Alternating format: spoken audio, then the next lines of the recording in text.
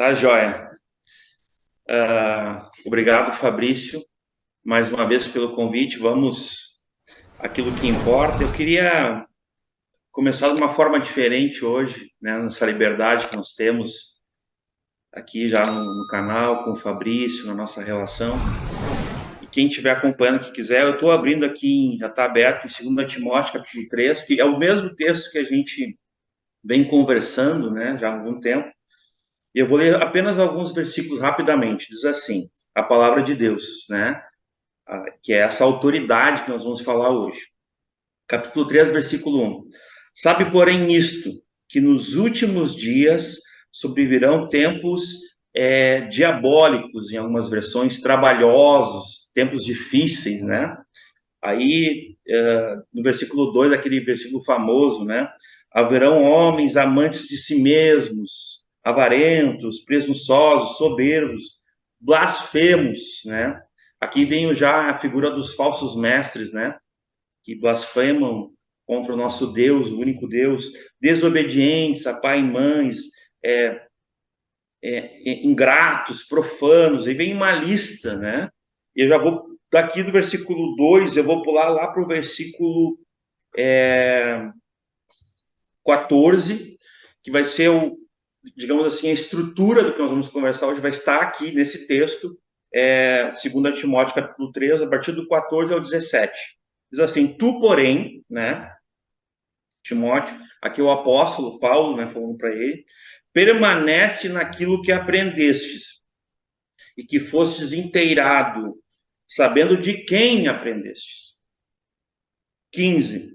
E que desde a tua meninice fostes ensinados, ou sabe, as sagradas letras, as sagradas escrituras, né? Já com letra maiúscula na CF, que é uma versão que eu gosto bastante, que podem fazer-te sábio para a salvação, vírgula, pela fé em Cristo Jesus. 16. Esse versículo, nós vamos depois ter um tempo nele, mais para o meio ali, né? Diz assim, toda a escritura é divinamente inspirada e proveitosa e apta, né, e útil para ensinar, para repreender, para corrigir ou coarguir, para instruir na justiça. O 17. Para que o homem de Deus seja perfeito e perfeitamente instruído, habilitado para toda boa obra. Agora vamos, eu ia dizer para nós orar, não, estou brincando. Fica orando aí por nós, irmãos. Nós estamos em oração aqui também. Fazer um pequeno ponto. Quando Paulo fala, tu, porém, Nossa, lá vem, lascou. não, não, porque ele falou, ó, no final, nos últimos tempos terão isso, terá isso, terá isso, terá isso, terá isso, terá isso. Tu, porém, é tipo assim, você não é todo mundo, Timóteo.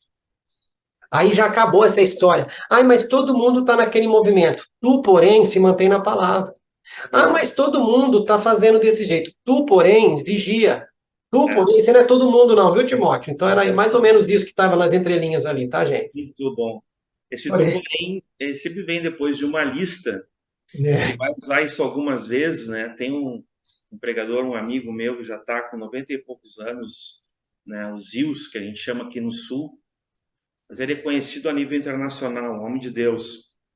Trabalhou com o irmão André, falecido irmão André, do Portas Abertas, muito querido, que ele tem uma pregação e uma poesia linda sobre essa questão do tu, porém. Bah, uma hora a gente...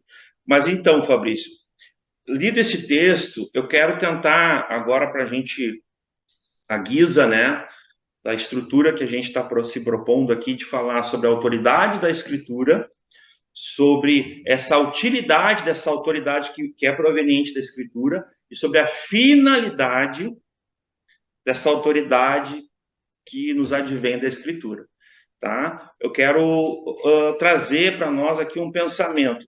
Uma das questões mais importantes das religiões, e a gente sabe que as religiões elas já são um engano por si só, é a questão da autoridade que é seguida, ou do parâmetro que é estabelecido para que eles sigam, né, aquilo que eles venham a crer.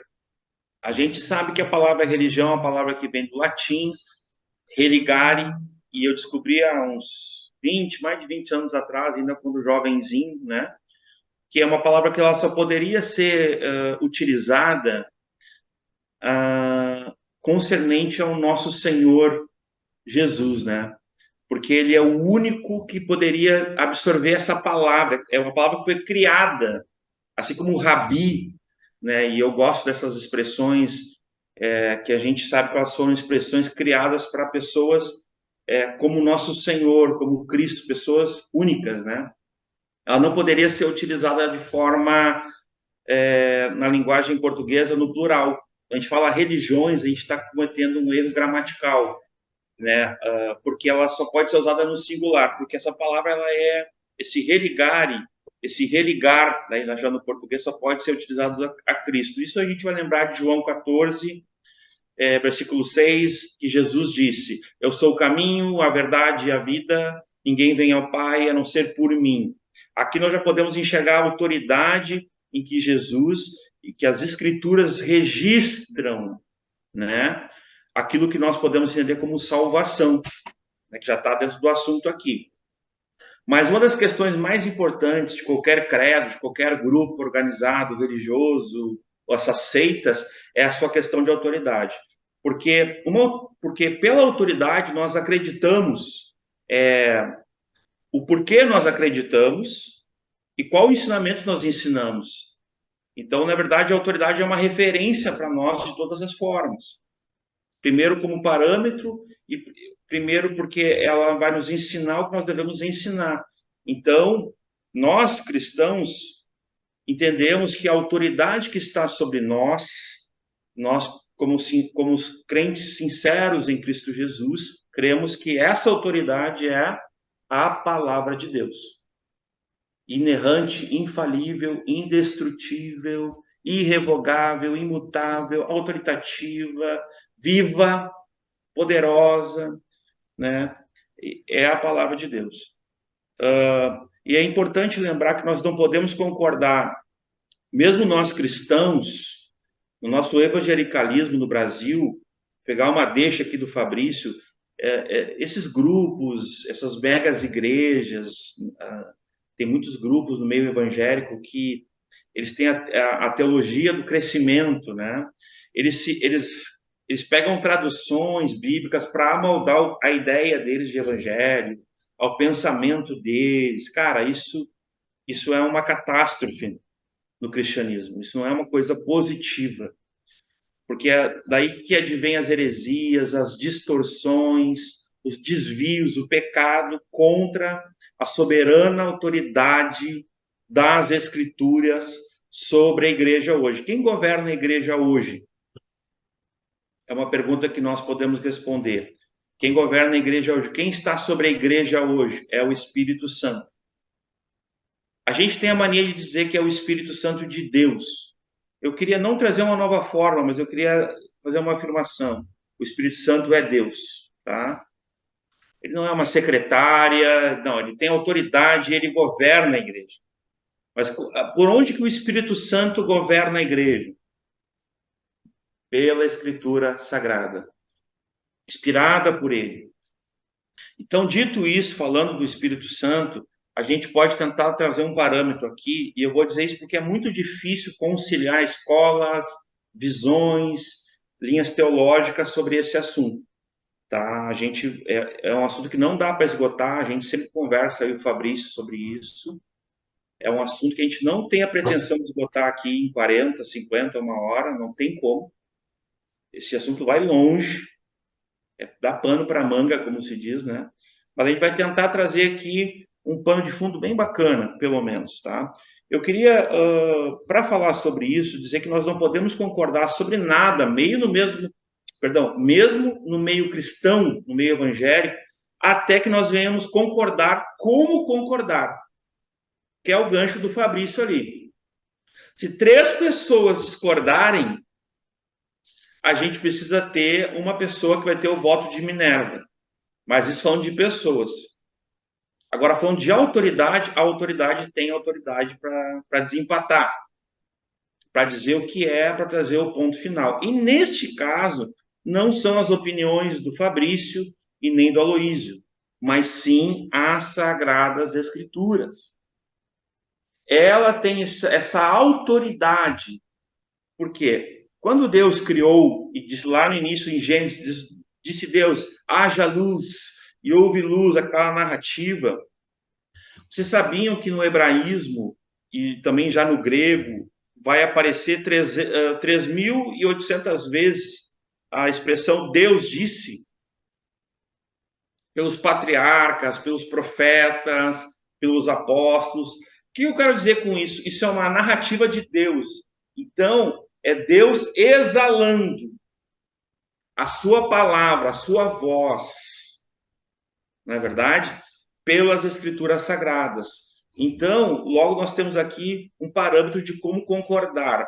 Se nós entendemos, nós que somos uma igreja que tem sido atacada no cerne da nossa fé, hoje, na igreja brasileira, é do conhecimento de todos, tem vozes nacionais que já têm dito que a Bíblia não é a palavra de Deus, mas ela contém a palavra de Deus. Isso aqui já é a teologia liberal, que é um câncer, né, nos nossos dias, que veio para destruir a integridade da igreja, não das escrituras, porque a escritura é indestrutível.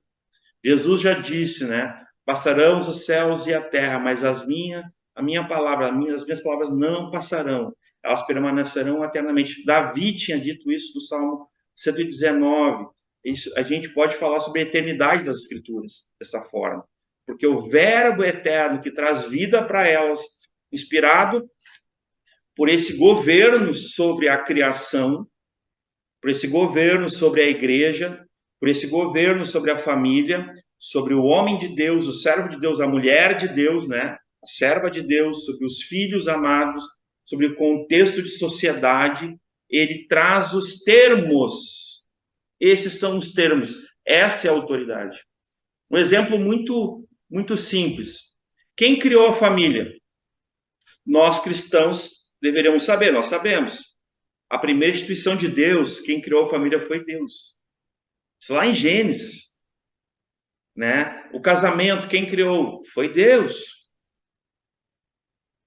Essa união matrimonial, né? A criação, a ordem de frutificar, de fecundar, de encher a terra, quem criou isso?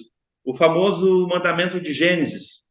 Foi Deus, na sua autoridade. Isso foi registrado? Foi, meus amados.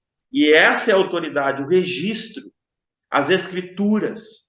Por isso que 3.800 vezes vai ver, disse Deus. Nossa!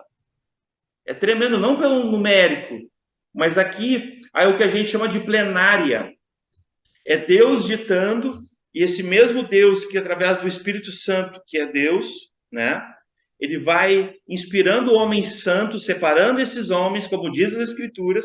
Isso não é uma fala minha, está em Pedro, né? Todas essas referências eu tenho todas elas à mão, tá? Qualquer coisa. Até eu vou ler essa ligeirinho aqui, ó. Pedro, 2 Pedro, capítulo 1, versículo 20 e 21. Vou ler a partir do 19, que diz assim: E temos muito firme a palavra dos profetas, o qual bem fazeis estar atentos, como a luz que ilumina o lugar escuro, até que o dia amanheça e a estrela da alva apareça em vossos corações. 20.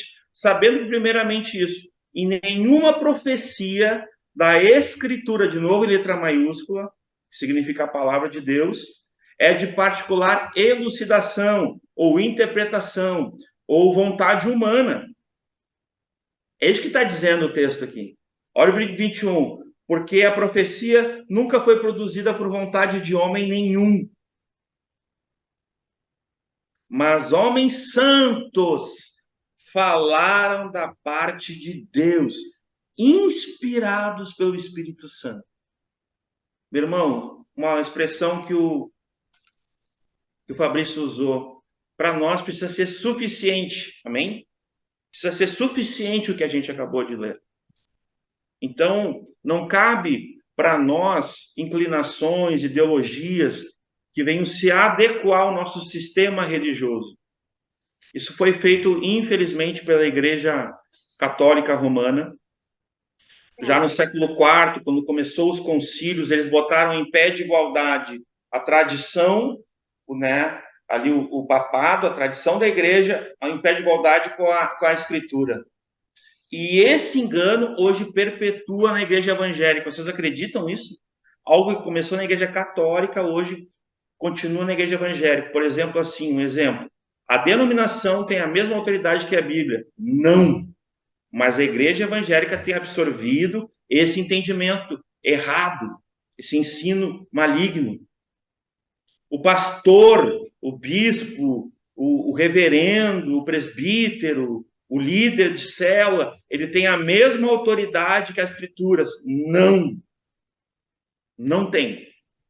Mas isso é um engano que vem lá desde os primeiros séculos, que assombra a igreja, uma distorção, né? Nessa teologia do crescimento, a gente enxerga muito isso. Não só nessa, a teologia da prosperidade também, a teologia liberal, e tantas outras teologias que têm devastado a igreja, né? E conduzido os leigos de uma forma muito errônea. Então, a gente está falando sobre a autoridade das escrituras. Esse é um assunto impopular, esse é um assunto que não agrada, porque a autoridade que já está estabelecida, que é as escrituras sagradas, que define como o homem deve ser, como a mulher deve ser, como o casamento deve ser, os termos são na palavra. Essa é a autoridade. Como é que deve ser um governo? Os termos são na palavra. Inclusive, a palavra vai dizer que aquele que se opõe a uma autoridade delegada por Deus se opõe ao próprio Deus. Com isso, eu vou fazer um parênteses aqui, Fabrício. Eu não estou endeusando e não estou colocando como a quarta pessoa da Trindade, seria... Como é que seria isso? Quadrade. Agora me falta... Quadrilátero. No quadrilátero, a Bíblia. Não, não é essa nossa escola aqui, entendeu? A Bíblia não é o quarto ser, não, mas a Bíblia ela representa a figura de Cristo. Até o seguinte, se nós cremos que a Bíblia é a palavra de Deus, eu queria trazer para nós que os termos da Bíblia regem nossa vida, como homem, como mulher, como no nosso casamento, na criação de filhos, na sociedade, na nossa profissão, com o nosso vizinho, como igreja. Cara, a igreja precisa muito voltar a esses pilares da autoridade das escrituras, urgentemente. Por isso que a igreja tem corrido engano atrás de engano, é uma avalanche. Ela tem tentado adaptar, né? Nós somos a era das versões, né, Fabrício? Dos smartphones. Aí tem tudo, é um buffet, né? Self-serve, como é que é? Tu te serve as versões que vão, né, te cativar. Eu gosto mais dessa versão, que eu gosto mais dessa versão, e fico nessa diversão. Mas é tudo para servir os seus interesses, suas ideologias, para manipulação de massa. A gente sabe que é isso. Eu costumo dizer que a Bíblia, ela não foi escrita para agradar ao homem. Ela foi escrita para mostrar ao homem o que é necessário para agradar a Deus. É a gente que se molda a ela. Ela não pode se moldar a nós. E é isso que o povo tem feito. Ai, mas o povo ali não sabe ler. Queridão, o povo não sabe ler? Então a gente tem que ir lá nas autoridades do ensino e fazer com que o ensino volte para as escolas. Ah, mas o povo não entende, não sabe interpretar texto. A culpa não é da Bíblia. Fazendo um parênteses aqui, tem uma instituição de advocacia chamada OAB, né? Advogados Brasil, blá, blá, blá, Organização dos Advogados do Brasil, uma coisa assim. Ordem dos Advogados do Brasil. Isso. Aqui em São Paulo, teve uma reportagem com o diretor da OAB daqui de São Paulo, e foi perguntado para ele assim, viu, mas as pessoas reclamam que está muito difícil fazer o curso, a prova da OAB, que antigamente era mais fácil. Aí ele pegou e respondeu de uma forma, cara, que deu uma paulada na jornalista, assim, com luva de pelica, sabe? Bem educado. Ele falou, antigamente existia em São Paulo algumas instituições de ensino relacionado à advocacia. E era o ensino sobre advocacia. E o que era ensinado era o suficiente para a pessoa poder passar na prova. Porém, foi abrindo-se várias e várias e várias e várias e várias e várias e várias e várias e várias e várias instituições com ensino um pouco inferior que não prepara as pessoas para a prova. Eu não vou diminuir o nível da minha prova para me adequar ao baixo nível de ensino dessas instituições. Eles que subam o nível deles. Bah, Então, hoje, você muito chegar e falar assim, ai, mas essa versão aqui, esses dias mesmo, eu participei de um momento de comunhão com um casal, e a gente estava ali tentando entender por que que existe uma versão que é colocada como Bíblia e não é Bíblia. É uma paráfrase da Bíblia. sim, é verdade. Não vou nem falar o nome dela aqui.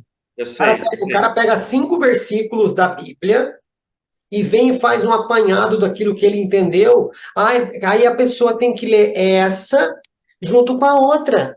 Falei, filho, se a pessoa tem preguiça de ler, você quer que ela leia 2 livros. É. Essa que é a intenção dessa Bíblia. Ai, mas ela foi escrita para dar um apoio para poder ler a outra. A pessoa não lê Bíblia porque tem preguiça. Aí agora Nossa. tem que ler 2. Ah, Uma que abre o olho e a outra que desperta o interesse. Ah, não dá. E aí hum. você vai ler, não tem nada a ver uma coisa com a outra. E tem gente pregando essa Bíblia, tem gente levando essa Bíblia para a igreja, e o que está lá é lei. Não é, aquilo não é a palavra de Deus. Aquilo não é a palavra de Deus. Estou bravo. Isso. Muito bom. Agora, eu fico pensando que sobre os nossos púlpitos, pegando o teu gancho, até a conclusão dessa primeira parte, que é sobre a autoridade da Bíblia, da palavra de Deus, eu queria tentar aqui conceituar o que é a palavra de Deus, que seria o termo que nós utilizamos sobre a Bíblia, tá? Até tem aquela pergunta, quando o cara começa a estudar teologia, né? A Bíblia é a palavra de Deus ou a Bíblia contém a palavra de Deus? A gente sempre lá no início, né, dos estudos essa pergunta. A Bíblia é, né? É a palavra de Deus. Então eu queria falar sobre a palavra de Deus e vou concluir essa primeira parte, tá, Fabrício? Diz assim: a palavra de Deus, dentro do apanhado que eu gostaria de trazer como autoridade das Escrituras, ela é Jesus. São 3 pontos. O primeiro é Jesus. Eu vou pedir uma licença para colocar Jesus como o Verbo encarnado, como a palavra eterna. Então, é nesse ponto que eu estou usando Jesus com respeito, né? Com temor e reverência à autoridade dele. Ele está acima, ele é Deus. Mais uma vez, ele está acima da... Ele inspira tudo isso, né? Ele trouxe, ele significa tudo isso. Então, Jesus, ele é a revelação máxima do que a gente entende como palavra de Deus. Quando Deus fala no código humano, que a gente já falou outras vezes, eu e tu, a linguagem humana, por exemplo, Deus criou o homem do barro. Aí Deus, para salvar o homem que tinha caído, porque essa é a linha, né, do tempo bíblica, né? Deus, criação, perfeição, depois vem homem, queda, imperfeição, depois vem Jesus, perdão, perfeição e restauração da eternidade novamente, propósito eterno. Para mim, o evangelho é isso. Então, dessa forma, a palavra de Deus é Jesus, em primeiro lugar. Jesus é a revelação máxima disso, é a chave hermenêutica. Eu gosto dessa expressão, eu sou dessa escola aí. Para mim, Charles Spurgeon definiu muito bem isso aí, né? Ele quis usar um exemplo sobre como seria a Bíblia em relação a Jesus. Ele falou assim como Londres, todas as vielas e becos e ruas e avenidas, as estradas principais da Inglaterra vão dar em Londres. Assim, todos os versículos da Bíblia vão dar em Cristo. Aleluia. Eu estou com Charles Spurgeon. Para mim é isso, entendeu? O segundo ponto, a palavra de Deus é a Bíblia. É esse livro dos livros, é o Bíblios, né? É esse apanhado de narrativas, foi escrito em 1500 anos por 40 homens, talvez, inerrante, infalível, sabe? Não se contradiz, perfeita, luz que nos ilumina, que são os termos da nossa vida, que é autoridade sobre a sociedade, que é autoridade sobre a igreja, sobre a família, sobre o homem, sobre a mulher, sobre os filhos, sobre os pais, sobre tudo que a gente tem noção. Deus criou todas as coisas pelo poder da sua palavra, não é o que diz a Bíblia? E ele também sustenta todas as coisas pelo poder da sua palavra. Então, isso é muito, muito importante a gente entender a autoridade da palavra. E o terceiro ponto, a palavra de Deus é o que a gente conhece como pregação, que normalmente são aos domingos à noite, ou, né, em algum outro tipo de culto ou reunião que a gente tem. Então, essas seriam assim, eu não estou definindo e dizendo que é só isso, não. Mas a palavra de Deus, primariamente, na Bíblia, ela é uma revelação final. Então, o que eu quero explicar com revelação final? Eu creio, eu sou dessa escola, essa linha teológica, que não existe mais hoje revelação. Ela já foi nos dada. Qual é a revelação de Deus? Gênesis, Apocalipse. Quer ouvir Deus falar? Leia a Bíblia. Quer ouvir Deus falar em voz alta? Leia a Bíblia em voz alta. Não, desculpa, eu não podia deixar de dar essa daí, entendeu? Ah, tudo bem. Tá tudo certo, né? Então, a Bíblia, ela é a revelação final. E a pregação, que nós chamamos de pregação do Evangelho, ela pode ser considerada a revelação máxima para a salvação. Até porque eu não entendo, e falo isso com muito respeito, que uma expressão artística, que uma música, ou que algum tipo de ciência, algum tipo de medicina, qualquer outra coisa que apenas manifeste a glória a Deus, consiga obter a salvação, porque a Bíblia não ensina isso. A Bíblia diz que o Evangelho é o poder de Deus para a salvação de quem crê. Então eu fico com a Bíblia, né? Respeito qualquer outra opinião contrária à minha, como a gente acordou aqui no canal, mas eu fico com a Bíblia. A Bíblia diz que somente o Evangelho é o poder de Deus para a salvação de todo homem. Então, para mim, não tem salvação fora da pregação do Evangelho. E vou fazer vou dar uma cutucada aqui geral agora, tá? O Evangelho, meus irmãos, não é Mateus, Marcos, Lucas e João apenas. Nós enxergamos o Evangelho desde Gênesis, amém? Por favor, né? Vamos se aprofundar aí. Cristo está em toda a Escritura. A pregação do Evangelho começa lá em Gênesis. Lembra da semente da mulher? Lá começou o Evangelho. Então, tá, estamos juntos aí, né? Só fazendo esse parênteses aí. Agora eu quero falar desse termo. Falando uma vez da autoridade da Bíblia, eu quis trazer um parâmetro que, para nós temos uma discussão, e aqui eu concluo essa parte da autoridade da Bíblia. O ponto final vai ser o que a Bíblia diz, meu irmão, minha irmã.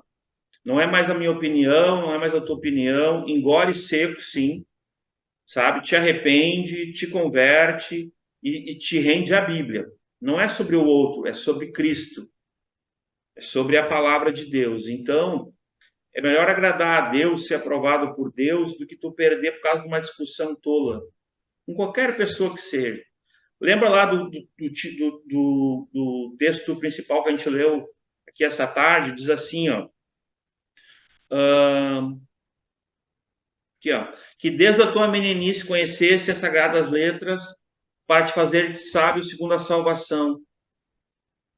Então, na verdade, a autoridade da Escritura, ela vai te salvar, ela vai te dar sabedoria para não te perder em discussões vãs, perdão. Para te não perder teu tempo com aquilo que é secundário, né? Rupertus, que era um teólogo do século XVII, ele diz: nas coisas essenciais, unidade, respeito; nas coisas não essenciais, né, compreensão; mas em tudo amor. Porque essa é a máxima. A melhor forma de compreensão, ou a maior forma de compreensão, é o amor. Sobre a autoridade da Escritura é isso: ame a palavra de Deus, ame a sua lei, suas ordenanças, suas promessas, suas profecias, amem a igreja, amem a família, porque essas são as instituições de Deus, entendeu?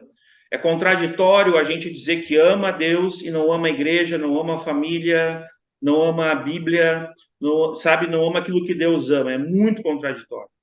É muito contraditório. Então, que a gente possa ter sempre a autoridade da Escritura como parâmetro, nos trazendo os termos, nos trazendo as ordenanças que a gente possa se sujeitar a essa autoridade e obedecer a palavra de Deus.